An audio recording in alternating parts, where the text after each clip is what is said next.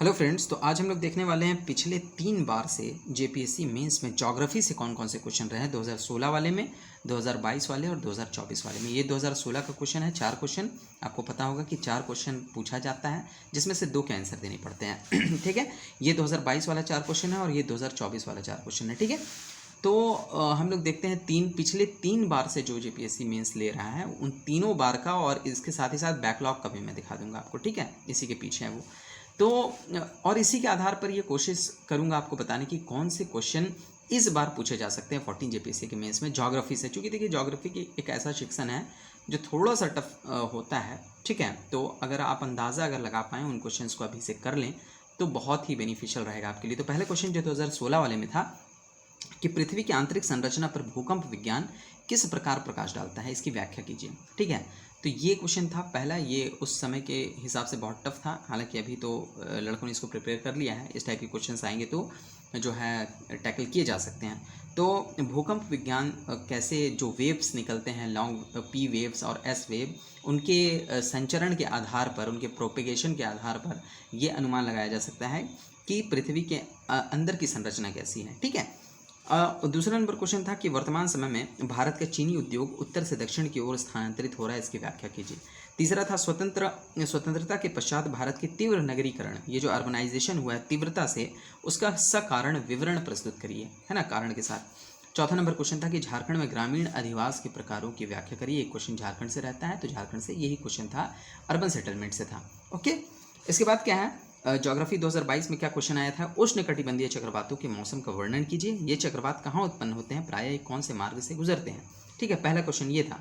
तो उष्णकटिबंधीय चक्रवात बहुत इंपॉर्टेंट है। उष्णकटिबंधीय चक्रवात हो या फिर शीतोष्णकटिबंधीय चक्रवात हो, ये देखिए 2022 में पूछा है और उसके बाद 2024 में भी ये क्वेश्चन पूछा गया है। ठीक है, देखिए यहाँ पे उष्णकटिबंधीय चक्रवात और शीतोष्णकटिबंधीय चक्रवातों में अंतर प्रस्तुत करिए। तो इंपॉर्टेंट है ये चीज़ें।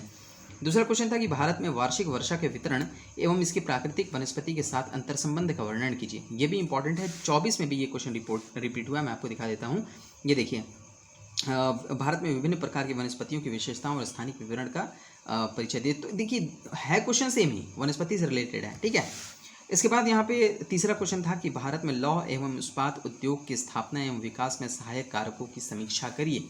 तो ये भी बहुत इंपॉर्टेंट, ओके, उद्योग से ये क्वेश्चन पूछा गया था, तो इसको भी आप कर लें। इस टाइप के क्वेश्चंस रिपीट हो सकते हैं। चौथा क्वेश्चन झारखंड से जो पूछा गया था, उस समय झारखंड में देखिए 2016 में पूछा गया था ग्रामीण अधिवास के बारे में, और 2022 में पूछा गया कि झारखंड में कोयले की उत्पत्ति एवं इसके वितरण की सविस्तार चर्चा करिए।